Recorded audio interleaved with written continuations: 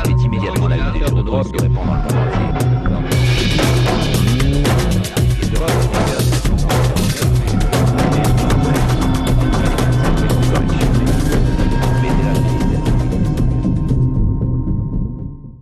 Je peux anticiper sur ce que va dire Romain, mais vous allez voir qu'on retrouve des fils conducteurs dans la mise en confiance des victimes potentielles. Et je vous invite à lire ce livre qui vous le trouverez en vente, ainsi que les ouvrages des autres intervenants à l'entrée tout à l'heure. Car c'est très éclairant, je trouve, sur le mode opératoire des escroqueries en général et de l'escroquerie moderne en particulier. Romain. Merci beaucoup, Pierre. Bernard Madoff, vous en avez entendu parler mi-décembre dernier. C'est cet escroc mondial qui a réussi à escroquer des milliers de personnes à travers toute la planète, aux États-Unis, au Japon, en Espagne et évidemment en France. Et moi, je voudrais vous poser une question avant de vous parler de Bernard Madoff, dont vous avez un peu entendu parler. Je voudrais savoir, est-ce qu'il y a des retraités dans l'assistance? Sans doute. Et puis, il y a des gens qui doivent toucher des retraites complémentaires, et notamment d'un organisme qui s'appelle l'ARCO. Bon, eh bien, j'ai l'honneur de vous annoncer que vous êtes des victimes de Bernard Madoff. Alors, vous ne le verrez pas sur vos pensions, je vous rassure tout de suite qu'il n'y ait pas de crise cardiaque ou je ne sais quoi, mais l'ARCO est un des organismes qui a été escroqué par Bernard Madoff. Il y a des banques françaises qui ont été victimes de l'escroquerie. Vous avez ce qu'on appelle des sociétés de gestion. C'est ces sociétés qui, pour généralement des gens très fortunés, s'occupent de gérer leur patrimoine et donc à qui ces gens confient leur patrimoine et puis à charge pour elles de trouver des placements qui soient intéressants. Bernard Madoff est un escroc absolument génial. C'est aussi un salaud, je le raconterai un petit peu plus tard, mais tout ce qu'on a dit sur la personnalité de l'escroc, eh bien, on le retrouve chez Bernard Madoff. Je vais vous raconter qui c'est, avant de vous raconter comment il réussissait à séduire tant de gens à travers la planète. C'est un type qui n'a pas fait des études extraordinaires. Il a 71 ans aujourd'hui, et il n'a pas fait des études extraordinaires. Il est d'un milieu très modeste. Il vient d'un quartier de New York qui s'appelle le Queens, qui aujourd'hui c'est un petit peu embourgeoisé, mais qui à l'époque est vraiment un quartier très prolétaire, où il y a peu de gens de col blanc. Enfin, c'est un quartier ouvrier. Et Bernard Madoff est quand même un type qui en veut. Il veut... Donc ses grands-parents immigrés aux États-Unis, ses parents sont de petits employés. Je vous raconterai après ce qu'ils font parce que ça explique beaucoup de choses dans le fonctionnement de Bernard Madoff. Parce que à l'origine de son escroquerie, il y a une vexation et un goût de la revanche sociale.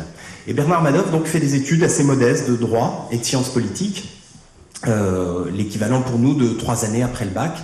Et il rentre dans une maison d'agents de change, et les maisons d'agents de change aujourd'hui en France ça n'existe plus puisque c'est intégré aux banques, etc. Mais c'était un métier qui, quand la bourse a commencé à se développer, consistait à acheter et à vendre des actions pour le compte d'investisseurs. Par exemple, une banque disait voilà, j'ai des clients qui veulent acheter je sais pas quel titre de Société Générale, et donc la banque collectivisait les ordres qu'elle recevait, et puis après elle passait par ses agents de change qui eux-mêmes faisaient ça avec d'autres institutions qui eux avaient des actions à vendre, etc. Donc Bernard Madoff fait ce métier et il réussit très bien, et tout à fait légalement. Il réussit très bien, il monte sa petite boutique dans les années 60 avec $5000 qu'on lui prête ou qu'il emprunte, peu importe. Et c'est un bosseur acharné. Il travaille 3 fois plus que les autres, ses concurrents, et donc il devient de petit à petit le type chez qui on se tourne naturellement. Il adore l'informatique, il adore les mathématiques, et donc il va être le premier à acheter des ordinateurs pour pouvoir aller plus vite. Et donc il devient un des courtiers importants petit à petit au fil des années sur le marché boursier qui est restreint à l'époque parce que la finance n'avait pas cette importance, mais qui commence à se développer. Et alors Bernard Madoff s'équipe, et le métier d'agent de change à l'époque, on touche des toutes petites marges, mais lui commence puisqu'il commence à collecter de plus en plus d'ordres de vente et d'achat d'actions, à devenir un type un peu incontournable du secteur. il a une frustration quand même parce qu'il sait qu'il n'est qu'un exécutant. Et dans le milieu de la finance, il commence à y avoir des types assez géniaux, qu'on appelle les oracles ou les seigneurs de la finance, qui commencent à vous dire, voilà, il faut parier sur telle valeur technologique ou sur telle valeur de la santé, la population commence à vieillir, donc c'est pas mal. Enfin bon, des types qu'on appelle George Soros ou Warren Buffett, dont vous avez peut-être lu les noms. Et Madoff est un des types importants de la bourse, mais comme vraiment l'exécutant à qui on dit tiens, bah, prenez-moi ça, vendez-moi ça, etc. Et il commence à essayer de voir des gens pour leur dire mais si vous voulez, je peux essayer aussi de vous gérer votre patrimoine, etc. Et il le dit à ses amis, et comme effectivement il côtoie des gens qui sont assez fortunés, parce que lui-même a réussi, hein, cette maison de courtage qui est encore... jusqu'au mi-décembre, une maison importante et légale et qui faisait ce métier. Et ça, c'est la partie légale de l'activité de Madoff. Mais il y a des gens qui, effectivement, disent ce type est vraiment, vu d'où il vient, c'est un grand professionnel. D'ailleurs, il s'est fait élire président du Nasdaq, qui est une des bourses qui existent à New York. C'est vraiment un type bien et tout. Et il lui file donc une partie de leur fortune. Et Madoff est quelqu'un qui... On pourrait imaginer que quelqu'un qui a réussi dans son métier, venant d'un milieu modeste, etc., se mette à flamber, à montrer son argent, etc. Lui, jamais. C'est-à-dire que c'est quelqu'un qui est toujours très humble, qui n'aime pas aller dans les soirées mondaines, qui joue la discrétion. Mais par contre, les gens viennent le voir et il a un charisme fou, il arrive à les convaincre de leur confier une partie de son argent. Le mécanisme de l'escroquerie Madoff, donc il a sa maison de courtage, elle est tout à fait légale, et puis petit à petit, une maison d'investissement qui existe, il le fait d'abord de gré à gré avec quelques amis, et puis petit à petit, il va se monter une structure légale, etc. Là, je vous dis ça, on est au tout début des années 80. L'escroquerie Madoff, en quoi elle consiste? Elle est toute simple, hein, par rapport aux escroqueries dont on a entendu parler. Vous prenez l'argent d'un premier investisseur, vous lui promettez des rendements attrayants pour qu'il vienne chez vous, et puis puisque l'idée, ces rendements, vous n'arrivez pas à les réaliser, et puis c'est pas le but de l'escroquerie, de cette escroquerie, vous faites entrer un deuxième investisseur, vous lui prenez le capital pour payer les intérêts du premier. C'est un système de cavalerie classique ou de pyramide qui existe. Madoff, très vite, va faire rentrer de plus en plus de gens, parce que par définition, pour servir les intérêts qu'il propose, qui ne sont pas des intérêts extraordinaires. À l'époque, le 15 décembre, vous avez tous entendu parler de rendements qui dépassaient l'entendement. En fait, après notre enquête, on s'est rendu compte que c'était un petit peu mieux que la caisse d'épargne, mais c'était pas non plus, on ne vous garantissait pas de faire fortune en moins de 5 ans. Il garantissait en moyenne 8%. Donc, c'est énorme, on aimerait tous avoir des rendements comme ça, mais il garantissait la sécurité aussi. Sur la longue durée, donc il a commencé dans les années 80 et son aventure s'est terminée en 2009, il a eu 2 mois de pertes, et des toutes petites pertes. C'était à des moments où il avait besoin de... Parce qu'on parlera après du rôle des gendarmes qui n'ont rien vu. Et donc, à 2 fois, pendant ces années-là, il a voulu montrer qu'il était faillible, mais sinon il gagnait toujours un petit peu. Et certaines années, ça faisait 7%, d'autres années, ça faisait 15%, etc. Et évidemment, avec des rendements pareils, beaucoup de gens sont venus. Et puis, au bout d'un moment, il est passé à la phase, on va dire, mondiale. C'est-à-dire qu'il ne voyait plus ses clients, parce qu'au début, il a sélectionné des gens qu'il connaissait. Il participait à des actions caritatives, il était membre de plein de fondations, il donnait d'ailleurs beaucoup d'argent à des fondations, et donc les fondations allaient vers lui en disant ce type qui est un de nos donateurs formidables, on va lui confier aussi l'argent qu'on a, parce que les fondations étaient très attirées par ce placement, parce qu'elles étaient richement dotées en capital par des généreux donateurs, mais elles avaient besoin de payer des salaires récurrents, de faire des dons et des opérations de façon régulière. Donc les fondations étaient fascinées par ce placement qui était finalement un placement de rentier largement dopé avec un turbo formidable. Et donc ça attire aussi la sympathie de voir vous êtes effectivement avec un type qui gagne beaucoup d'argent, mais qui est membre de cette fondation, et puis qui accueille des fondations, et puis où finalement il y a des grands financiers qui viennent, parce qu'il y a beaucoup de milliardaires qui ont commencé à donner beaucoup d'argent à Bernard Madoff. Le cercle devenait de plus en plus grand, et il a recruté des rabatteurs. Alors les rabatteurs, ça c'est... Au début, on est dans une structure, ça se passe autour de New York avec des gens très fortunés, mais Madoff, très vite, puisque sa pyramide prend une ampleur phénoménale et qu'il a de plus en plus de gens qui veulent venir, eh bien, il prend quelqu'un qui est très introduit dans le milieu du showbiz sur la côte ouest américaine, et donc à Hollywood, et c'est comme ça qu'il y a beaucoup d'acteurs, Steven Spielberg ou d'autres, Leonard Cohen, le chanteur, enfin beaucoup de gens de la jet set et dont on voit les films, qui se sont fait escroquer par Madoff, mais qui n'ont jamais rencontré Madoff. Il y avait les rabatteurs, des gens qui, dans certains cas, ont mis eux aussi leur fortune, mais, et dans d'autres ne l'ont pas mis. Et donc il y a deux catégories de rabatteurs quand même. Il y a des gens qui ont largement profité de l'escroquerie sans mettre eux-mêmes leur patrimoine dans l'escroquerie. Donc on verra avec les magistrats américains ce que ça signifie. Mais il prend des rabatteurs aussi évidemment en Europe. Et en Europe, eh bien, il prend des aristocrates ou des gens qui ont un carnet d'adresses exceptionnel. On peut les citer, puisque eux-mêmes, dans ce cas précis, même si il y a des enquêtes qui sont en cours, ils ont beaucoup profité de l'escroquerie de Madoff, puisqu'ils touchaient des commissions sur l'argent qu'ils collectaient, mais eux-mêmes mettaient leur fortune dedans, et l'un d'eux s'est suicidé. Je ne sais pas si vous avez entendu parler de sa personnalité, mais c'était quelqu'un qui était un financier, qui a travaillé au Crédit Lyonnais, etc., et qui avait un carnet d'adresses phénoménal, et qui a convaincu ses amis, et on va le voir, des grandes institutions tout à fait respectables, de venir aussi dans ce produit. Parmi ses salariés, il avait Philippe Junot, le premier mari de Caroline de Monaco. Ça, c'était l'aspect jet set. Il y avait des têtes couronnées aussi, qui s'occupaient de faire des placements à des familles princières. Et puis, vous aviez des salariés qui venaient du monde de la finance et qui allaient voir naturellement la Société Générale, la BNP, l'Arco dont on a parlé tout à l'heure, Liliane Bettencourt, la première fortune de France, Bernard Arnault, là je vous parle de gens qui se sont fait escroquer par Bernard Madoff, et qui n'ont pas forcément entendu parler de Bernard Madoff. On leur disait, voilà, il y a un placement tout à fait légal, puisque au début on a vu que Madoff organisait des comptes de particuliers chez lui, c'était un petit peu flou. Mais avec les rabatteurs, il a mis au point des choses tout à fait légales, c'est-à-dire que pour la France, il y avait une SICAV. Donc une SICAV, c'est un produit financier tout à fait classique. On peut acheter des parts de cette SICAV et avoir ce rendement.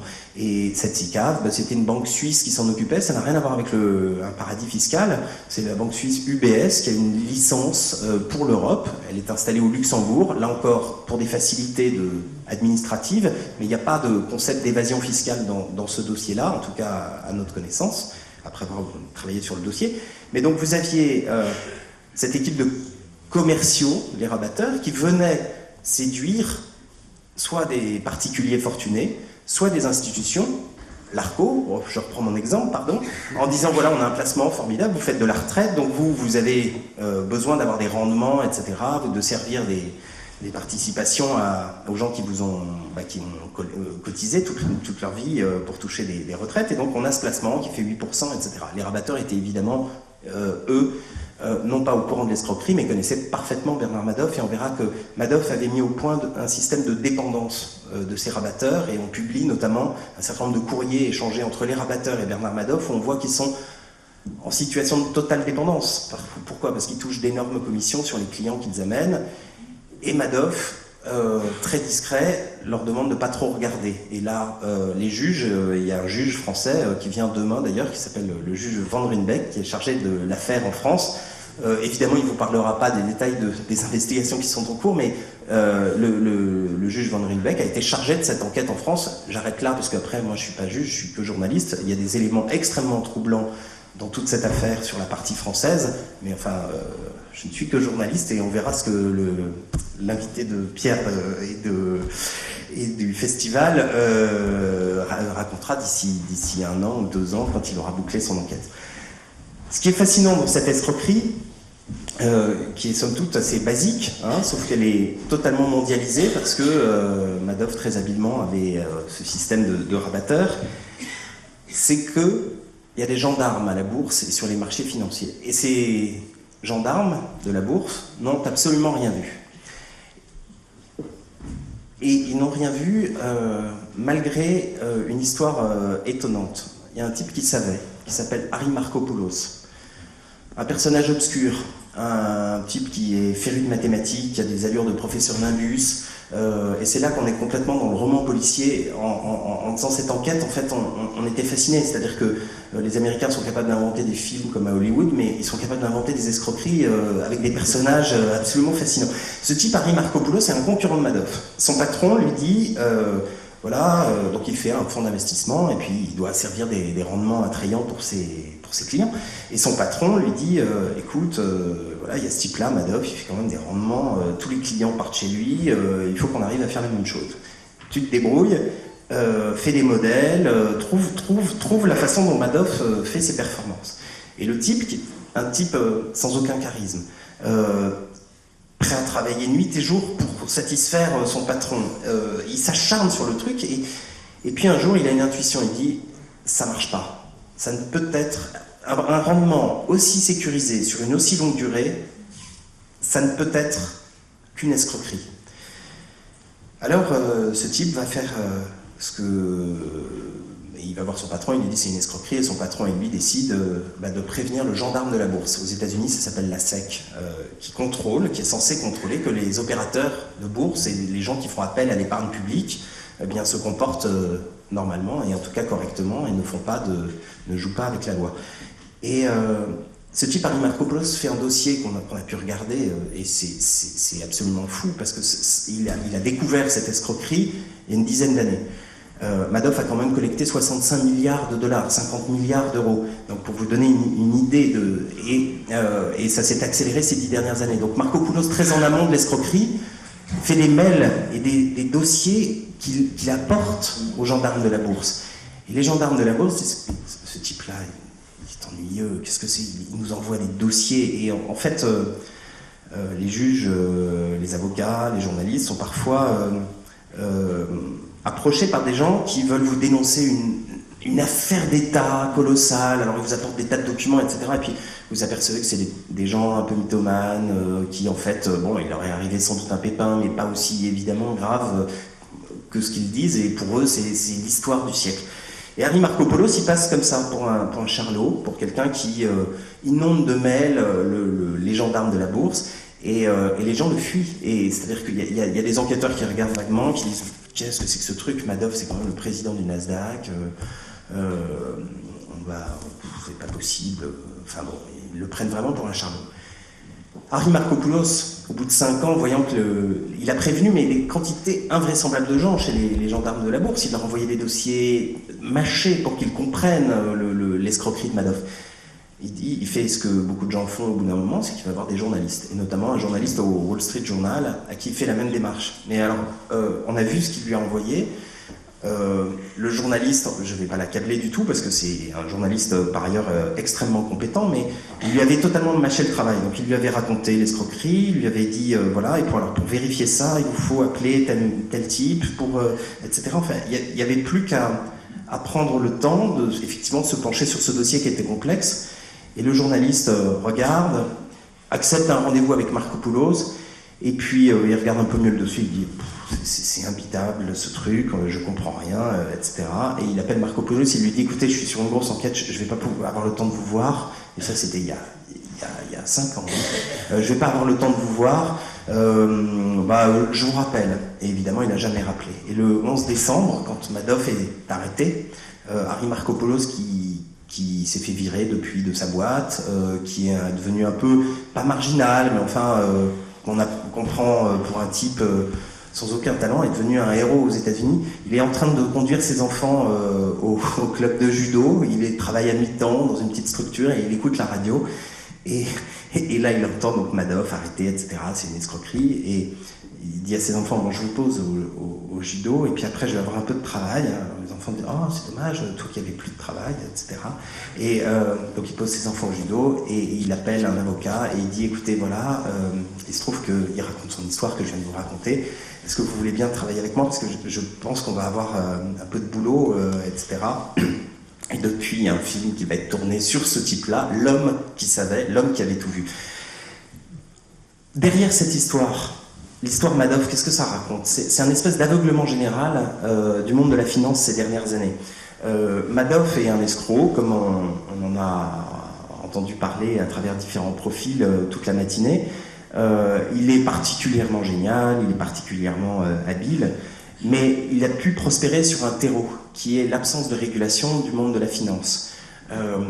Quand on regarde toutes les alertes qu'il aurait pu avoir sur une escroquerie de cette ampleur, c'est absolument fascinant. C'est-à-dire que personne n'a fait son travail.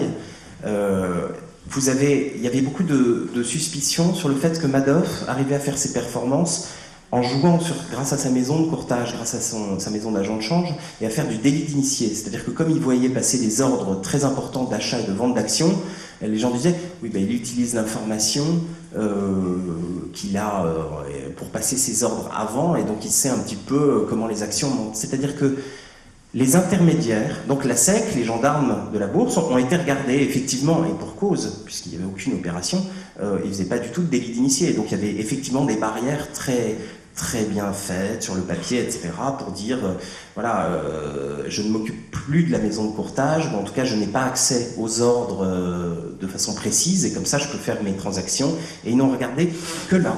Ils n'ont pas regardé qu'en fait c'était un grand trou noir, ils collectaient l'argent et puis derrière ça disparaissait, ils en redistribuaient une grosse partie pour rémunérer les rabatteurs qui étaient très bien rémunérés, et puis aussi pour acheter la complaisance d'un comptable, pour acheter la complaisance d'un certain nombre de gens, mais pas, comme on a pu le croire au début, la complaisance des gendarmes, etc. Quand il y avait 10 personnes maximum qui étaient au courant de son escroquerie, qui participaient à son escroquerie, et les rabatteurs, dans la plupart des cas, n'étaient évidemment pas au courant de l'escroquerie. Comment ça a pu être possible? C'est toutes les techniques qu'on a décrites ce matin, dont on a entendu parler ce matin. C'est la discrétion, c'est pour ça qu'on a choisi ce titre, et surtout n'en parler à personne. C'était ce qu'il disait à tous les clients et à tous les rabatteurs qu'il recevait. C'est: je vous accepte au sein de mon fonds d'investissement, vous n'en parlez à personne, et puis ne me posez pas trop de questions sur ma stratégie. La longueur de mes performances, la durée de mes performances doivent suffire à elles-mêmes, vous devez me faire confiance. Et la cupidité des rabatteurs, mais aussi des victimes, je vous ai dit quelques noms tout à l'heure, fait le reste. C'est-à-dire que plutôt que de se poser des questions sur quelqu'un qui apporte... il y a toujours un risque. Quand on accepte des rendements élevés, il y a forcément un risque. Mais là, il s'imaginait qu'il n'y avait aucun risque. Et là, le risque était particulièrement important. Sur les victimes, donc certaines victimes évidemment connaissaient Bernard Madoff, avaient demandé à le rencontrer, et puis d'autres n'en ont jamais entendu parler. Pourquoi? Parce que le système était organisé aussi par les banques, la BNP Paribas a 450 millions d'expositions, c'est-à-dire qu'ils n'ont pas tout à fait confié, c'est encore pire que ça, ils ont prêté de l'argent pour 450 millions à des gens qui voulaient acheter du Madoff. Et vous savez, si vous avez acheté une maison à crédit, etc., on regarde votre bien immobilier sous tous les angles pour être sûr de ne pas vous prêter trop d'argent par rapport à ce que vous empruntez, pour être sûr que le jour où, si vous ne pouvez pas payer, la banque se récupère. Donc la BNP, c'est ce qu'ils ont fait. Alors ils ont audité le produit Madoff, ils sont allés voir Madoff et ils ont dit c'est super ce truc, on vous prête tout l'argent que vous voulez. Et donc ils ont prêté de l'argent et des sommes considérables. Vous aviez aussi des gens qui, au sein de contrats d'assurance vie, donc qui n'avaient pas eux choisi d'aller dans ce placement-là, mais des gens qui vendent de l'assurance vie, qui ont acheté du Madoff, parce qu'effectivement c'était formidable, ce produit est tellement formidable que aujourd'hui on voit à quel point il était exceptionnel. Et pour ne parler que de la France, il y a 5 à 6 000 victimes en France individuelles, ça c'est celle qu'on connaît. L'exposition pour les particuliers, c'est 500 millions d'euros, donc c'est quand même des sommes tout à fait importantes. Et c'est des sommes qu'en fait on retrouve un petit peu dans tous les pays. Les Belges sont impactés à 300 millions d'euros, les Espagnols pour 3 milliards d'euros. Et vous avez ce type d'exposition dans tous les pays du monde. Alors, l'escroc lui-même, je vérifie parce que... 3 minutes. L'escroc lui-même, c'est un drôle de bonhomme, ce Bernard Madoff. D'abord, il avait, je vais vous parler d'un aspect français de l'affaire qui est assez intéressant et qu'on a découvert sur Madoff. Il adorait la France. Il adorait la France parce qu'au début des années 80, il avait un correspondant. Souvent, il y avait des sociétés françaises qui avaient besoin d'acheter des actions aux États-Unis, et donc ils passaient par leur agent de change, et puis l'agent de change français se tournait naturellement vers Madoff, qui était un gros opérateur du marché. Et de temps en temps, Madoff venait en France, et puis il est tombé amoureux de la France, et notamment d'un endroit un peu différent des Sables d'Olonne, mais qui a plein de caractéristiques tout à fait comparables, c'est le Cap d'Antibes. Donc il s'est acheté un appartement au Cap d'Antibes, un appartement tout à fait modeste, et là encore une fois, c'est ça qui est fou, c'est que vous avez les oligarques russes qui s'achètent des palaces pour 20 ou 30 millions d'euros, des trucs exceptionnels, enfin qui achètent des trucs en front de mer, voilà. Lui, 65 milliards de dollars sont passés entre ses mains. Il s'est acheté un appartement de 70 mètres carrés et on a pu rentrer en contact, enfin on a eu des gens qui étaient ses amis français, dont certains ont été escroqués, et qui racontent l'appartement. Enfin, c'est l'appartement de vous et moi. Il n'y avait rien d'exceptionnel. Et tout était comme ça, et les gens étaient rassurés. Quel type, le gardien de l'immeuble où Madoff avait son appartement disait, mais c'était le grand-père sympathique, il jouait avec ses petits-enfants, etc. Et alors, c'est là où je voulais en venir au début, c'est sur la faille et la personnalité de ce type-là. On a eu accès à des échanges qu'il a eus. Je ne sais pas si vous vous souvenez, mais le 11 décembre, donc, il est arrêté. Il se dénonce auprès de ses fils, et ses fils vont au FBI et disent, voilà, on vient de découvrir que notre père était un escroc. Et donc la justice américaine travaille pour voir si cette version tient la route. Le verdict du procès, c'est le 29 juin, donc on en saura plus le 29 juin sur les responsabilités. Il y a déjà un certain nombre de gens qui sont mis en examen, mais sur la famille, ça fait l'objet de la négociation que Madoff fait avec la justice américaine. Il leur livre des informations, parce qu'il y a beaucoup d'informations qui intéressent le fisc, notamment. Il y a beaucoup de gens qui avaient de l'argent dont ils n'avaient pas trop envie qu'on sache qu'ils investissaient chez Madoff. Et donc la justice aux États-Unis, ça se passe comme ça. Sans doute les magistrats français sont un peu effrayés, mais vous pouvez garantir. Madoff négocie, lui il sera condamné sans doute à 150 ans de prison ou à perpétuité, enfin peu importe, il sait qu'il est foutu, mais il protège sa femme et ses enfants et son frère qui travaillent avec lui, et donc c'est l'objet du deal qu'il est en train de passer, et c'est pour ça qu'il n'y aura pas de procès, parce que pour éviter les déballages, à la fois sur ce qu'il a donné comme information et ce qu'il a reçu en échange des informations qu'il donne, et donc ses fils pourront aller vivre ailleurs, ils sont très à l'aise, je vous rassure, pour la personnalité du bonhomme. On a eu accès, donc il se fait arrêter le 11 décembre, et puis il y a toute une période où il est maintenu en résidence surveillée. Ça fait aussi partie du deal qui a été passé, c'était est-ce que vous accepterez de collaborer avec nous ou non, sinon vous partez tout de suite dans la case prison, et sinon on va être agréable pour vous, etc. Enfin en fait tout ça fait l'objet d'une négociation, parce que par définition personne ne sait l'ampleur des fonds qui sont passés par Madoff, c'est-à-dire qu'en France la structure est légale, c'est une SICAV, etc. Donc on sait les gens qui ont mis de l'argent dans ce produit, mais derrière, c'est un grand aspirateur. On ne sait absolument pas ce que les fonds sont devenus, à part qu'ils ont été rétrocédés à d'autres clients, mais il y a une grande partie qui s'est évaporée, et donc c'est ces informations-là que Madoff négocie. Le 11 décembre, il est arrêté, et puis c'est fin mars qu'il est incarcéré. Et pendant cette période, on a eu accès à des mails qu'il a envoyés, notamment à des amis français qu'il avait, et c'est hallucinant. C'est-à-dire qu'on retrouve ce qu'on a entendu chez certains escrocs ce matin, enfin de la vie de certains escrocs qu'on a entendu ce matin, pardon. Vous m'avez compris, il n'y a pas d'ambiguïté. Bon. Et il écrit, alors que tout le monde sait que c'est un escroc, que c'est l'escroc, on peut pas. Il écrit à ses amis français. Non mais rassurez-vous, les choses vont s'améliorer. Les types lui disent Bernie, parce que c'était son surnom, c'était l'ami de tout le monde, il était tellement sympathique. Bernie, mais enfin, explique-nous, Bernie, mais je te rappelle que je t'avais donné 500 000 euros. Bernie, etc.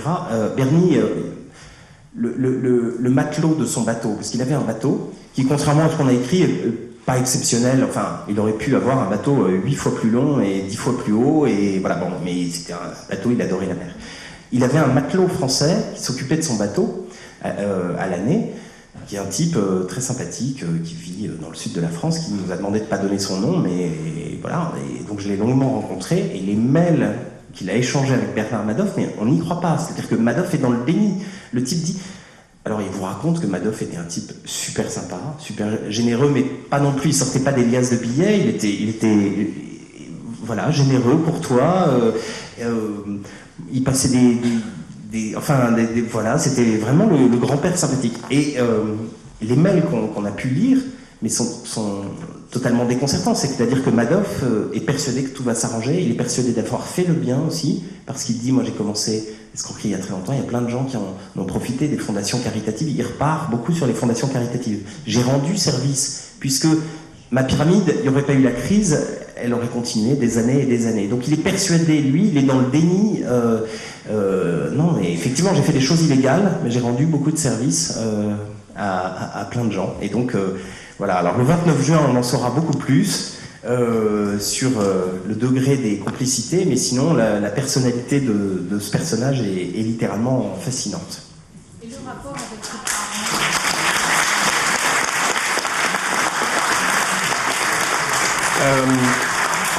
J'avais promis, oui, la petite anecdote sur ses parents. En fait, ses parents étaient dans une phase d'ascension sociale. Ils étaient eux aussi d'un milieu très modeste.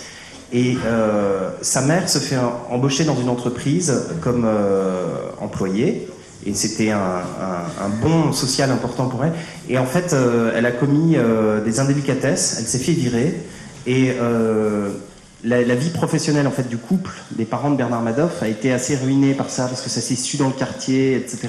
Et donc lui a fait ses études dans un autre quartier. Enfin c'était, et il y a une blessure quelque part qui fait que tout, quand on reconstruit forcément un peu l'histoire de Madoff, mais il y a au départ une faille et il a envie de quelque part de venger ses parents, et c'est pour ça qu'il ne se contente pas d'être un grand opérateur du marché new-yorkais, il veut être un des oracles qu'on écoute, et voilà. Et c'est cette histoire-là, enfin, en dit long sur la naissance d'un escroc et sur ce qui peut le motiver, parce qu'on avait besoin de comprendre comment un type qui avait réussi. C'est pas le cas de l'escroc qui a besoin d'argent pour vivre ou je ne sais quoi. Lui, il avait formidablement bien réussi. Il a avec sa première boîte d'agents de change, il avait l'équivalent de 100 millions de dollars. Donc, enfin, je veux dire, c'est formidable comme réussite. Et là, sur le plan tout à fait légal. Donc, il aurait pu s'arrêter là. Mais non, mais il voulait être un de ces oracles de la finance.